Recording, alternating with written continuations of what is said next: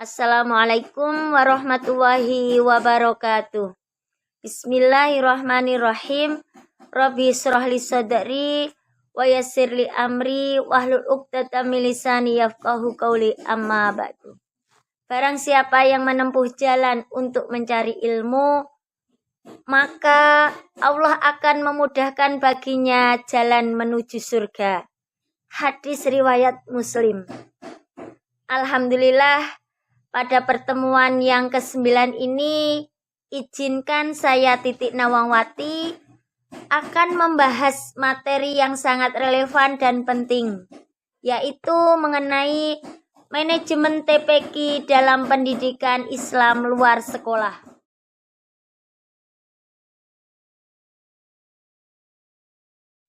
Apa itu TPQ? TPQ atau Taman Pendidikan Al-Quran adalah sebuah lembaga pendidikan non-formal yang dibentuk oleh masyarakat dengan tujuan memberikan pendidikan membaca Al-Quran dan dasar-dasar ajaran Islam, terutama bagi anak-anak usia dini seperti tingkat RA, SD, dan MI. Kurikulum di TPQ umumnya menekankan pada kemampuan membaca Al-Quran secara benar, serta penanaman nilai-nilai keislaman sebagai dasar pembentukan karakter anak. Dengan begitu, TPQ juga berperan dalam menyiapkan anak-anak mengikuti pendidikan formal selanjutnya dengan bekal keagamaan yang cukup. Prinsip-prinsip manajemen TPQ. Agar pengelolaan TPQ bisa berjalan dengan baik, maka diperlukan prinsip-prinsip manajemen yang efektif. Di antaranya yaitu pembagian kerja yang seimbang. Tujuannya apa?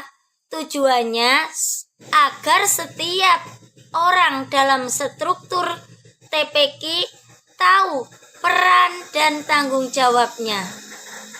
Prinsip yang kedua yaitu pemberian wewenang dan rasa tanggung jawab yang jelas, supaya tugasnya tidak tumpang tindih dan lebih profesional. Prinsip yang ketiga yaitu kesatuan perintah dan arah. Kesatuan perintah dan arah ini bertujuan untuk atau agar setiap kegiatan memiliki tujuan yang sama. Prinsip yang selanjutnya yaitu mendahulukan kepentingan kelembagaan daripada kepentingan pribadi demi keberlangsungannya lembaga secara keseluruhan. Prinsip yang terakhir yaitu sikap adil dan adanya solidaritas,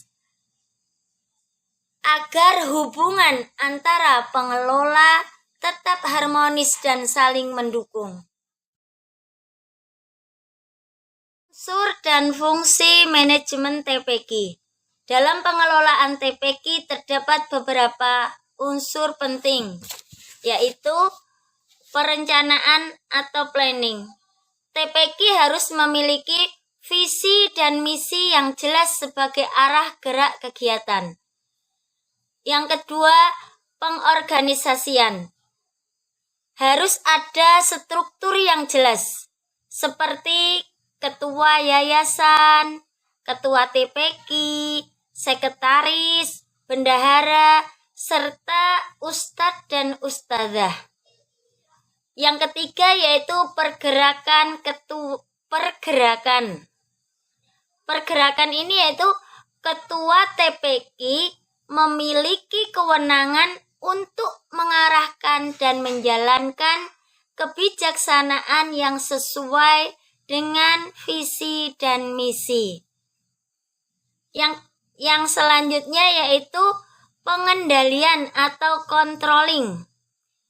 Evaluasi terhadap capaian belajar santri juga penting untuk mengetahui sejauh mana efektivitas pembelajaran yang diberikan.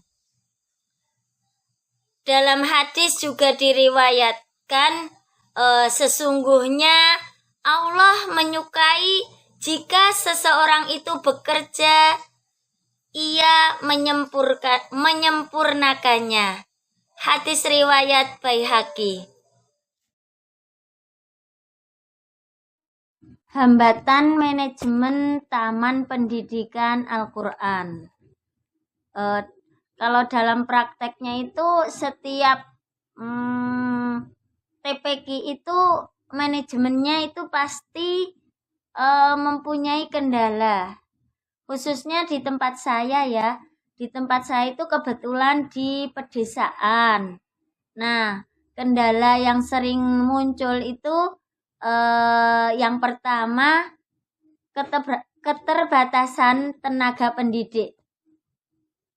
Di tempat saya itu untuk mencari atau menemukan ustadz atau ustadzah yang benar-benar kompeten dalam mengajar Al-Quran itu sangat susah.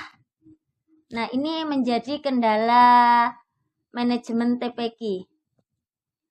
Terus kendala yang kedua itu minimnya sarana dan prasarana.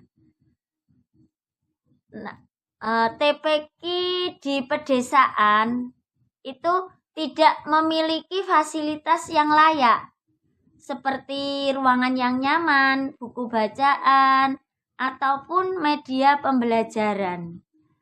Kadang anak-anak itu belajar di rumah Pak Kiainya atau di tempat ustadznya itu memakai ruang tamu seperti itu. Nah, itu menggambarkan bahwa sarana prasarana itu sangatlah minim. Jadi kurang layak. Terus untuk yang ketiga kendalanya yaitu mengenai pendanaan yang sangat terbatas. Karena di pedesaan itu TPQ-nya tidak berbayar. Maka untuk operasionalnya itu kita sering bergantung pada donasi atau infak masyarakat yang tidak selalu cukup dan tidak tentu. Nah, ini menjadi kendala terbesar dan atau menjadi hambatan manajemen Taman Pendidikan Al-Quran. Nah, demikian paparan materi tentang manajemen TPQ dalam pendidikan Islam luar sekolah. Semoga dengan memahami materi ini, kita bisa lebih peka terhadap kebutuhan pengelolaan TPQ yang baik. Dan diharapkan kita dapat berkontribusi dalam mengembangkan pendidikan Islam di masyarakat. Demikian yang bisa kami sampaikan. Saya akhiri.